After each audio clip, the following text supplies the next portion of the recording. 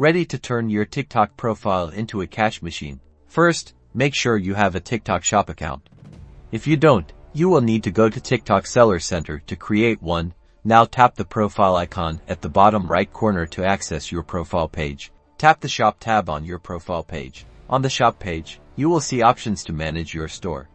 Tap the Products option to manage your products. Here's where the magic happens. Tap the Add Product button. Now, fill in all the product details. Start with the product name and write engaging title. Include keywords that customers might search for. Add multiple high-quality photos or videos of your product. Show it from different angles and highlight its key features. Set a price that is competitive yet profitable for your business.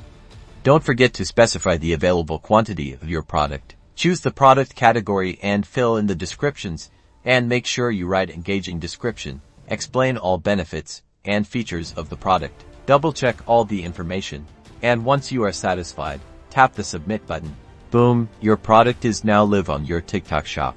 Start creating engaging content to drive sales.